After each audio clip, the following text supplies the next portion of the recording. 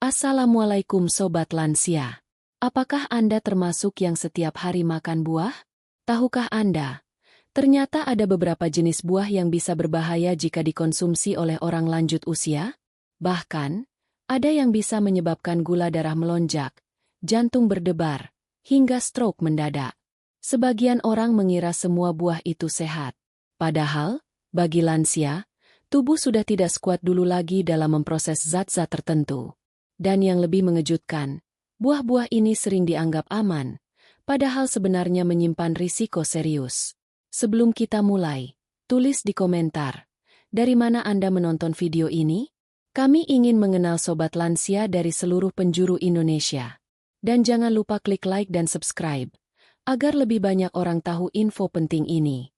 Jika konten ini bermanfaat, sebarkan ke keluarga, saudara, atau sahabat lansia lainnya. Karena di akhir video nanti, Anda akan tahu buah apa saja yang terlihat sehat, tapi sebenarnya sangat berbahaya bagi kesehatan lansia. Nomor 7 sungguh tak terduga.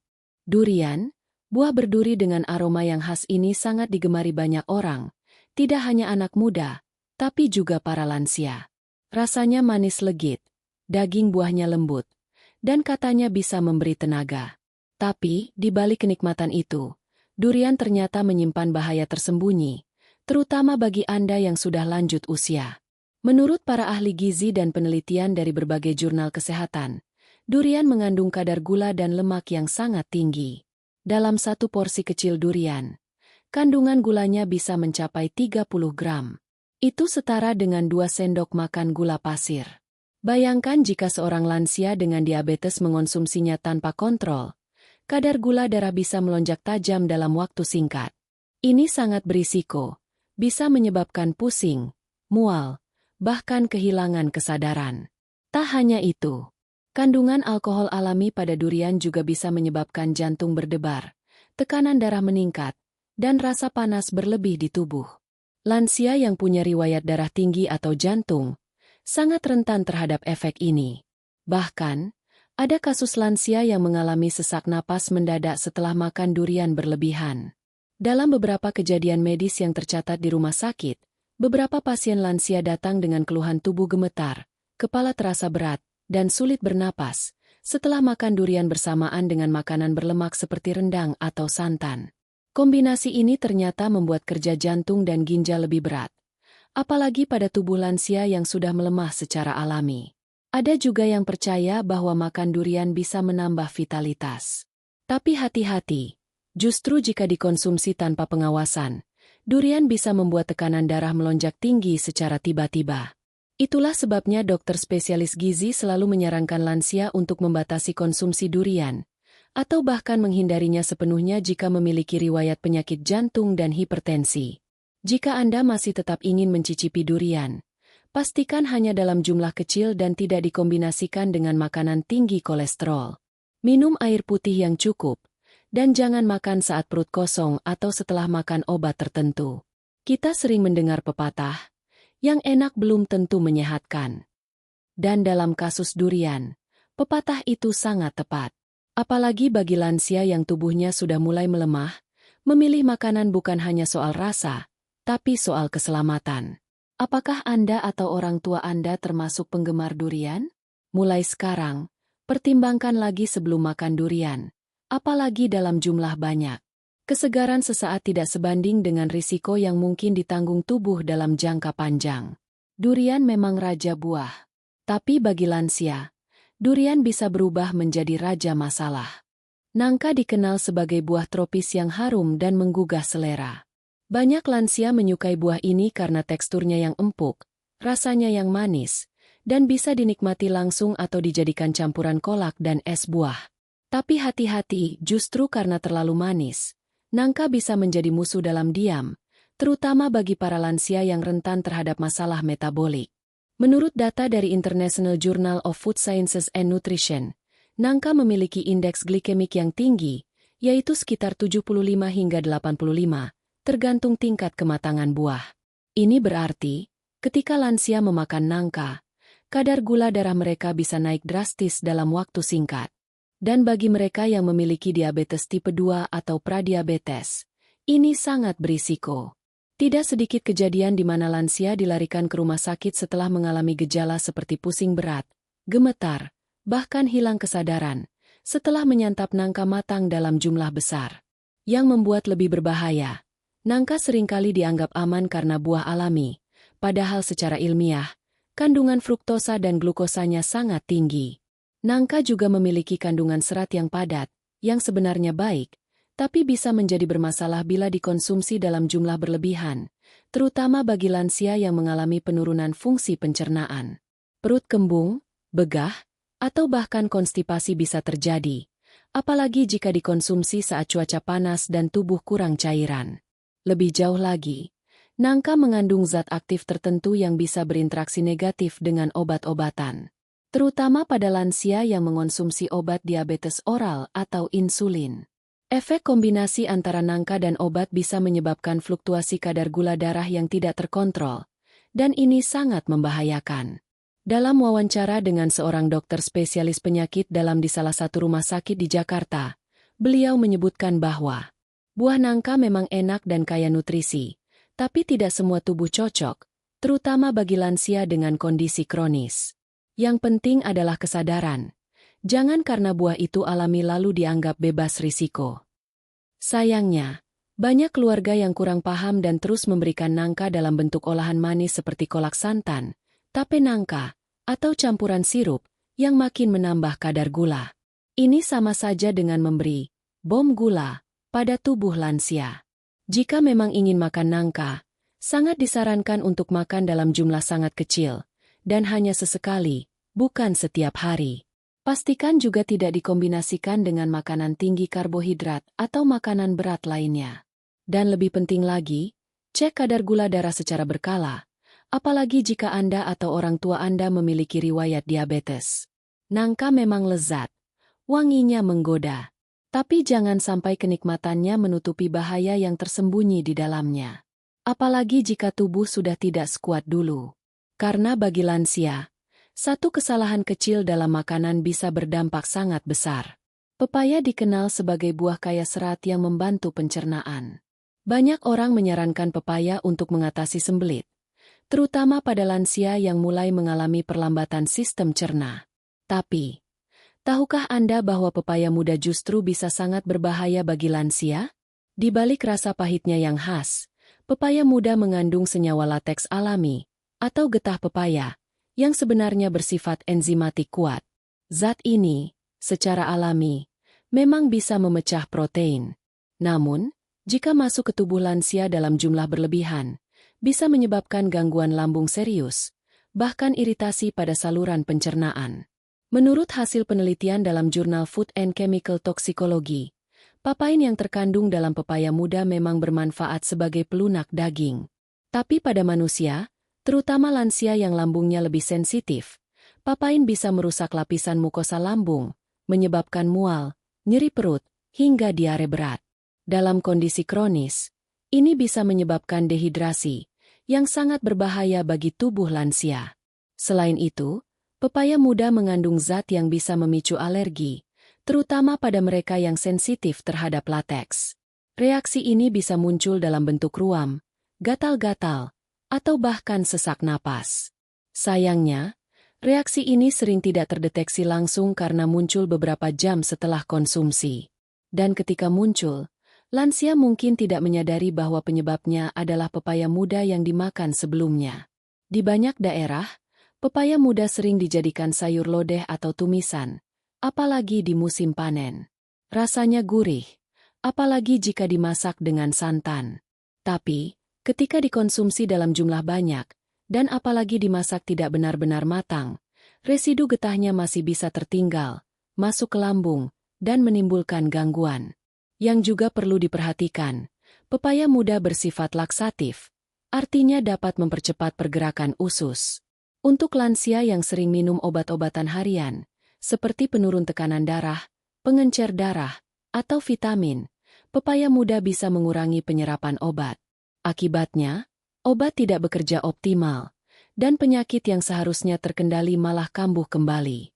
Ada kisah nyata dari seorang lansia di Yogyakarta, yang rutin makan sayur pepaya muda buatan anaknya. Awalnya terasa sehat, namun beberapa minggu kemudian mulai sering mual, tidak nafsu makan, dan berat badan menurun. Setelah diperiksa dokter, ditemukan bahwa lapisan lambungnya tipis dan rentan luka. Dokter menyarankan untuk menghentikan konsumsi pepaya muda sepenuhnya, dan gejalanya pun perlahan membaik. Mungkin Anda berpikir, saya sudah biasa makan pepaya muda sejak dulu.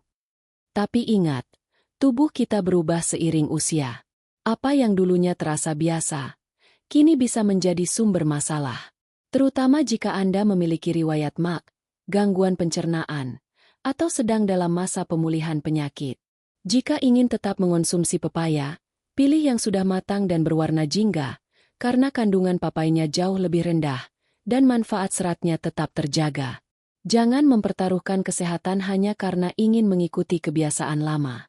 Karena kebiasaan yang baik saat muda, belum tentu baik saat usia lanjut. Pepaya muda memang terlihat sederhana. Tapi bagi tubuh lansia, sederhana tidak selalu berarti aman. Hari panas, tenggorokan kering, dan tubuh terasa lesu. Semangka seringkali jadi pilihan utama untuk menyegarkan tubuh. Rasanya manis, dingin, dan kandungan airnya yang tinggi membuat banyak orang merasa semangka adalah buah penyelamat di cuaca terik. Tapi tunggu dulu. Untuk lansia, semangka bisa menjadi jebakan manis yang berbahaya jika tidak hati-hati dalam mengonsumsinya. Tahukah Anda bahwa lebih dari 90% isi semangka adalah air? Meski terdengar sehat, pada tubuh lansia yang mulai mengalami penurunan fungsi ginjal dan jantung, cairan berlebih bisa menimbulkan efek negatif.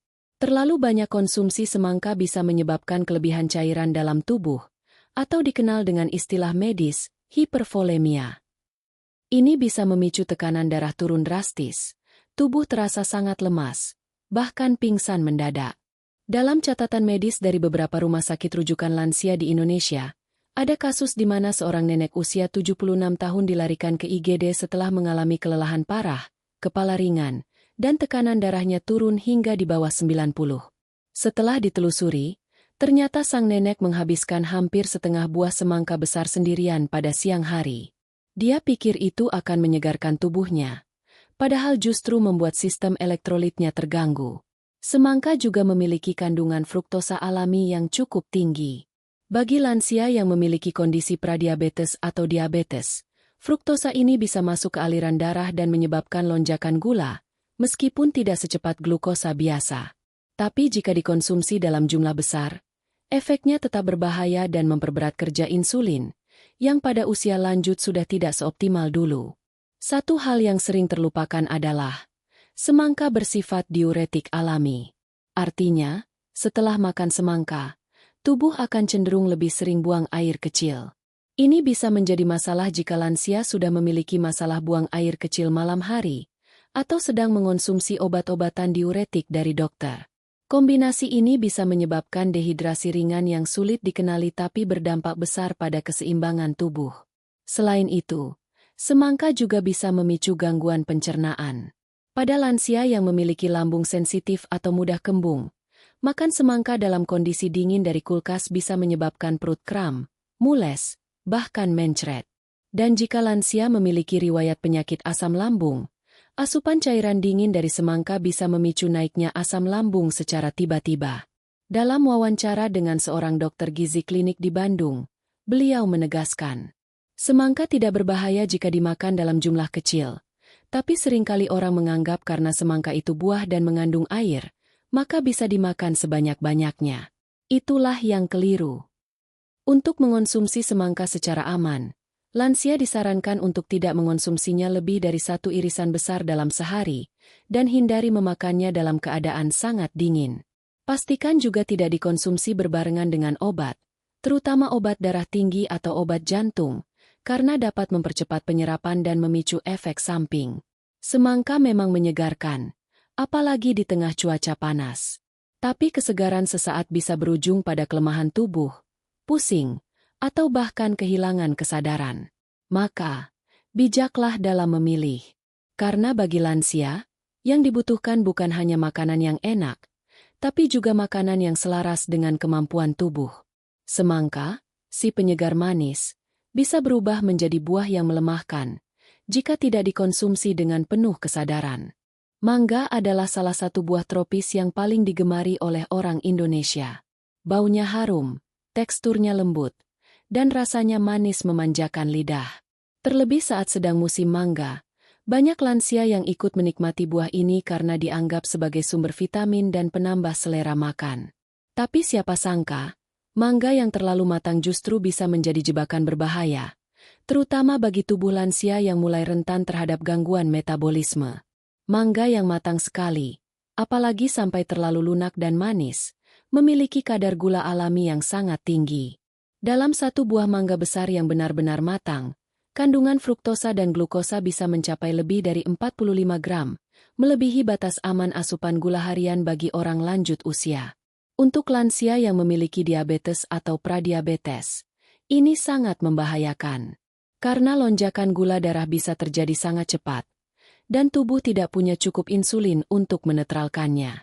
Menurut data dari American Journal of Clinical Nutrition, konsumsi buah dengan indeks glikemik tinggi seperti mangga matang dapat meningkatkan risiko peradangan pembuluh darah, terutama pada lansia yang punya riwayat kolesterol tinggi atau tekanan darah tidak stabil.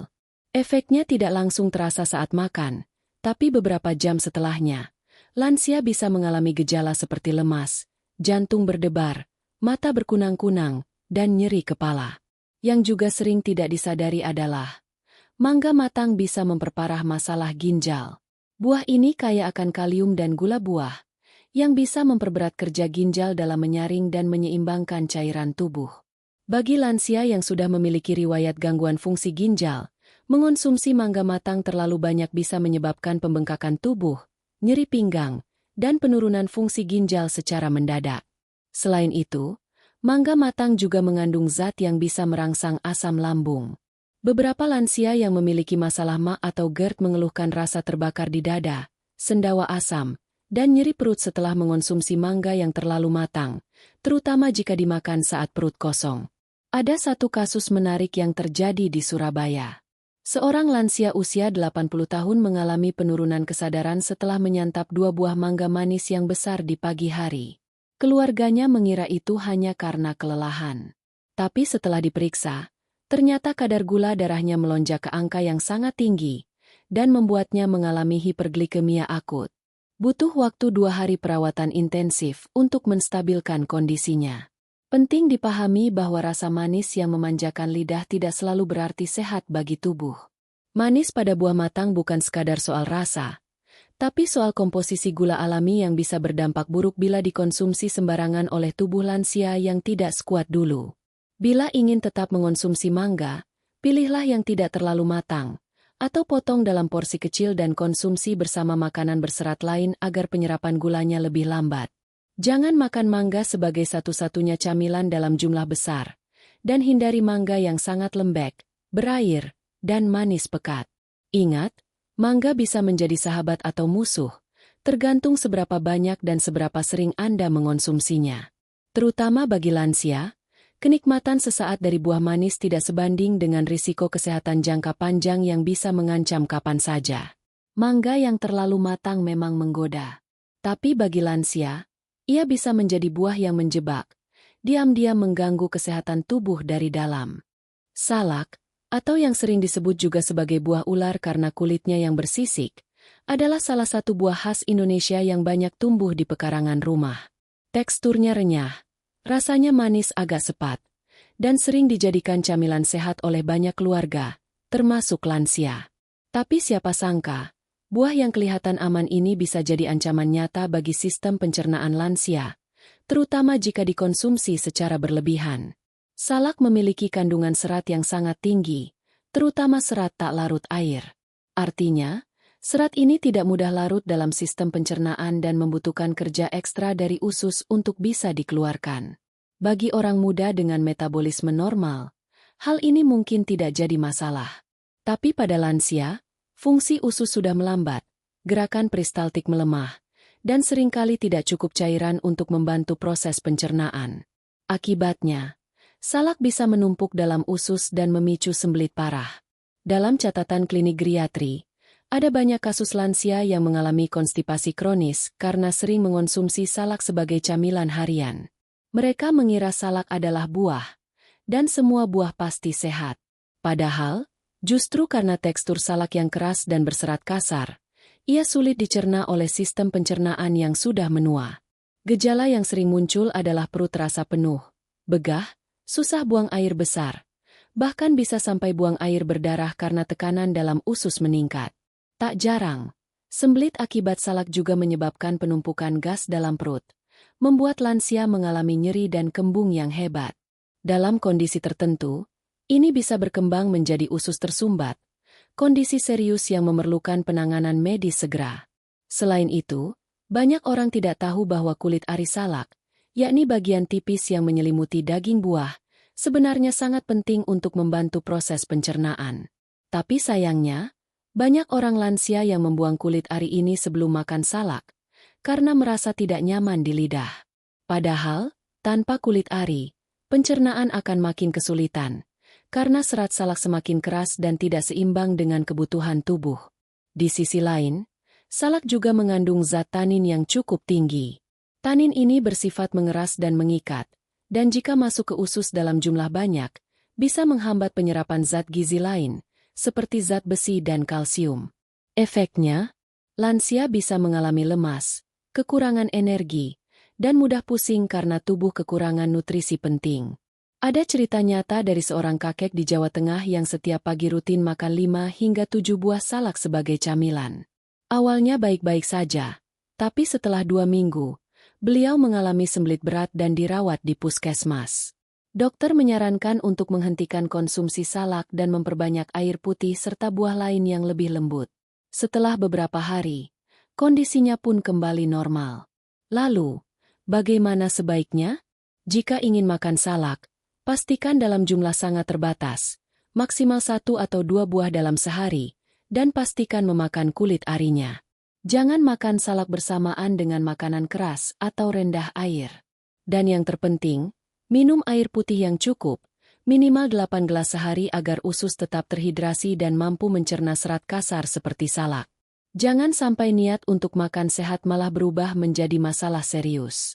Karena pada usia lanjut, satu kesalahan kecil dalam pola makan bisa berdampak panjang.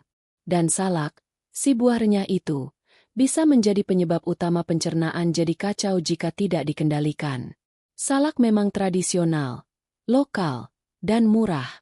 Tapi bagi lansia, dia menyimpan risiko tersembunyi yang tidak boleh diremehkan. Di mata banyak orang, alpukat adalah salah satu buah paling sehat di dunia. Kaya lemak baik, tinggi serat, dan mengandung banyak vitamin penting seperti vitamin E, vitamin K, dan kalium.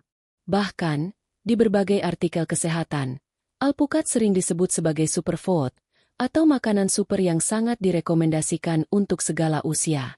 Tapi tunggu dulu. Di balik semua manfaat itu, alpukat juga bisa menjadi bahaya besar bagi lansia, terutama jika dikonsumsi tanpa pengawasan. Mari kita mulai dari kandungan lemaknya. Meskipun disebut sebagai lemak baik, alpukat mengandung lemak tak jenuh tunggal dalam jumlah tinggi. Ini memang baik untuk jantung, tapi pada lansia yang mengalami penurunan fungsi metabolisme, terlalu banyak lemak, even lemak baik, tetap bisa memberatkan kerja hati dan pankreas. Terutama jika lansia tersebut memiliki riwayat kolesterol tinggi, gangguan liver, atau pernah mengalami batu empedu. Menurut penelitian dalam Journal of the American Geriatric Society, konsumsi alpukat berlebihan pada orang usia lanjut dapat menyebabkan gangguan pencernaan, perut kembung, bahkan diare, karena sistem pencernaan mereka tidak bisa memproses lemak seefisien orang muda. Hal ini diperparah jika alpukat dikonsumsi bersamaan dengan makanan berat lain yang juga tinggi lemak, seperti santan atau gorengan. Yang lebih mengkhawatirkan adalah, alpukat bisa berinteraksi dengan obat-obatan tertentu, terutama obat pengencer darah atau obat tekanan darah tinggi. Alpukat mengandung senyawa alami yang dapat memengaruhi metabolisme obat, membuat obat bekerja terlalu cepat atau terlalu lambat. Ini bisa menyebabkan pendarahan ringan, memar yang tidak biasa, bahkan penurunan tekanan darah yang ekstrim jika tidak dikendalikan. Dalam kasus nyata di Jakarta, seorang lansia berusia 78 tahun yang rutin mengonsumsi alpukat setiap pagi mengalami mimisan dan lebam-lebam tanpa sebab jelas. Setelah diperiksa, Ternyata beliau sedang minum obat pengencer darah pasca operasi jantung, dan konsumsi alpukat harian telah menggandakan efek obat tersebut, tanpa ia sadari. Selain itu, alpukat mengandung kalium dalam kadar tinggi, yaitu sekitar 700 mg per buah. Kalium memang dibutuhkan tubuh, tapi jika ginjal sudah melemah, seperti yang sering terjadi pada lansia, tubuh tidak bisa membuang kalium berlebih dengan baik. Akibatnya, terjadi hiperkalemia, yaitu kelebihan kalium dalam darah yang bisa memicu lemah otot, detak jantung tidak teratur, bahkan henti jantung dalam kasus ekstrim. Banyak lansia juga tidak sadar bahwa mereka sedang mengalami penumpukan kalium, karena gejalanya muncul perlahan. Dimulai dari rasa lelah yang terus-menerus, lemas, detak jantung tidak beraturan, sampai pada akhirnya kondisi memburuk tiba-tiba. Dan penyebabnya? Salah satunya adalah konsumsi alpukat yang terlalu sering dan tidak dikontrol. Lalu, bagaimana menyikapinya? Apakah lansia harus benar-benar menghindari alpukat? Jawabannya, tidak harus dihindari sepenuhnya, tapi harus dibatasi dengan sangat ketat. Konsumsi alpukat maksimal 2 sendok makan per hari sudah cukup. Jangan dijadikan makanan utama atau dikonsumsi setiap hari, apalagi tanpa mengetahui kondisi kesehatan Anda. Dan yang paling penting, jika Anda atau orang tua Anda sedang mengonsumsi obat rutin, konsultasikan lebih dulu ke dokter sebelum menjadikan alpukat sebagai menu harian. Ingat, tidak semua yang disebut superfood cocok untuk semua orang. Apa yang super bagi anak muda bisa menjadi bahaya bagi tubuh lansia. Alpukat memang mewah dan menyehatkan. Tapi bagi tubuh yang mulai melemah, alpukat bisa menjadi super bahaya jika dikonsumsi tanpa batas dan tanpa pengetahuan yang cukup. Pisang Ambon. Siapa yang tidak mengenalnya? Buah ini sangat populer di kalangan lansia. Teksturnya lembut, aromanya harum, dan rasanya manis menenangkan. Tak sedikit orang tua yang menjadikan pisang Ambon sebagai makanan harian, baik untuk sarapan, pencuci mulut, maupun camilan sore hari. Tapi tahukah Anda bahwa di balik lembutannya, pisang Ambon bisa jadi jebakan berbahaya bagi lansia? Mari kita mulai dari fakta yang tidak banyak dibahas. Pisang Ambon mengandung potasium dalam jumlah tinggi, mencapai sekitar 450 mg dalam satu buah sedang. Potasium adalah mineral penting yang membantu menjaga fungsi otot dan jantung. Tapi, bila dikonsumsi secara berlebihan, terutama oleh lansia dengan fungsi ginjal menurun, potasium ini bisa menumpuk dalam darah dan menyebabkan hiperkalemia, yaitu kelebihan kadar kalium dalam tubuh. Kondisi ini bisa sangat serius. Gejala awalnya seperti lemas, mual, denyut jantung tidak teratur, dan otot terasa berat. Tapi jika tidak ditangani, hiperkalemia bisa menyebabkan gagal jantung mendadak. Hal ini seringkali terjadi diam-diam, tanpa gejala yang mencolok, hingga akhirnya tubuh tidak mampu lagi mengimbangi beban kalium yang terlalu tinggi. Menurut National Kidney Foundation, lansia dengan penurunan fungsi ginjal sebaiknya membatasi konsumsi makanan tinggi kalium, termasuk pisang Ambon. Dan yang mengejutkan, banyak lansia tidak tahu bahwa mereka memiliki gangguan ginjal, karena gejalanya ringan dan muncul perlahan. Inilah yang membuat konsumsi pisang secara bebas jadi jebakan diam-diam. Selain itu, pisang Ambon juga memiliki indeks glikemik sedang, artinya bisa meningkatkan gula darah secara perlahan namun pasti. Ini menjadi masalah jika dimakan dalam jumlah besar, atau dikombinasikan dengan makanan lain yang juga tinggi gula. Lansia dengan diabetes ringan seringkali merasa aman makan pisang, tapi tanpa sadar, kadar gula darah mereka naik secara bertahap, hingga mencapai level yang berbahaya. Yang juga perlu diperhatikan adalah teksturnya yang lembut. Meskipun ini membuat pisang mudah dikunyah, terutama bagi lansia yang giginya sudah tidak lengkap, tekstur ini juga membuatnya cepat dicerna dan diserap tubuh, menyebabkan lonjakan energi sesaat lalu kelelahan mendadak. Efek ini sering disalahartikan sebagai kelelahan biasa. Padahal bisa jadi itu adalah respon tubuh terhadap perubahan gula darah dan elektrolit. Ada juga masalah lain yang tersembunyi. Pisang Ambon, khususnya yang sangat matang, mengandung senyawa tiramin, yaitu zat alami yang bisa memicu tekanan darah naik mendadak bagi sebagian orang. Meskipun jarang terjadi, pada lansia yang sangat sensitif terhadap perubahan tekanan darah, efek tiramin ini bisa memicu sakit kepala hebat, jantung berdebar, bahkan mimisan. Salah satu kisah nyata datang dari seorang nenek di Bekasi yang rutin makan 2 hingga 3 buah pisang Ambon setiap hari, karena mengira itu aman. Tapi setelah beberapa minggu, ia mulai merasa lemas, sesak napas ringan, dan sering buang air kecil. Saat diperiksa, ternyata kadar potasiumnya sangat tinggi dan fungsi ginjalnya mulai menurun. Dokter langsung menyarankan untuk mengurangi pisang dan menggantinya dengan buah rendah kalium, seperti apel atau pir. Apakah itu berarti pisang Ambon harus dihindari? Tidak sepenuhnya. Tapi harus dibatasi, maksimal 1 buah kecil per hari, dan jangan dijadikan konsumsi rutin harian, apalagi jika ada riwayat penyakit ginjal, jantung, atau tekanan darah tinggi. Dan penting juga untuk selalu cek darah secara rutin, agar bisa mengetahui kadar kalium dalam tubuh. Pisang Ambon memang tampak ramah, lembut, dan lezat. Tapi bagi tubuh lansia yang mulai melemah, kelembutan itu bisa menjebak. Karena tidak semua yang terasa nyaman di lidah benar-benar aman untuk jantung dan ginjal. Jeruk Bali atau dalam beberapa daerah dikenal juga sebagai jeruk besar, adalah salah satu buah yang tampak menyegarkan. Rasanya asam manis, daging buahnya tebal dan juicy, dan sering dijadikan pilihan oleh banyak lansia karena dianggap bisa membantu pencernaan dan menjaga daya tahan tubuh. Tapi tahukah Anda bahwa jeruk Bali bisa sangat berbahaya jika dikonsumsi oleh lansia yang sedang minum obat tertentu? Jeruk Bali mengandung senyawa alami bernama furanocoumarin.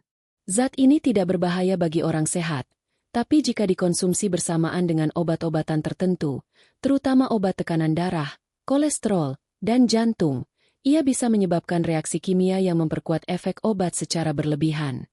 Dalam istilah medis, ini disebut interaksi obat dengan makanan, dan jeruk Bali adalah salah satu buah dengan efek interaksi paling kuat yang pernah diteliti. Penelitian yang diterbitkan dalam British Medical Journal menjelaskan bahwa furanocoumarin dalam jeruk Bali bisa menghambat kerja enzim CP3A4 di hati. Enzim ini berfungsi memetabolisme obat-obatan agar tidak terlalu banyak diserap oleh tubuh. Jika enzim ini dihambat, maka obat yang masuk ke tubuh tidak dipecah dengan baik, dan akibatnya, dosis yang masuk jadi 2 hingga 3 kali lipat dari seharusnya. Bayangkan, seseorang yang hanya minum 1 tablet obat tekanan darah ringan, jika mengonsumsi jeruk Bali dalam waktu berdekatan, bisa mengalami efek seolah-olah dia menelan 3 tablet sekaligus. Akibatnya, tekanan darah bisa turun drastis, menyebabkan pusing berat, kehilangan kesadaran, bahkan jatuh dan cedera.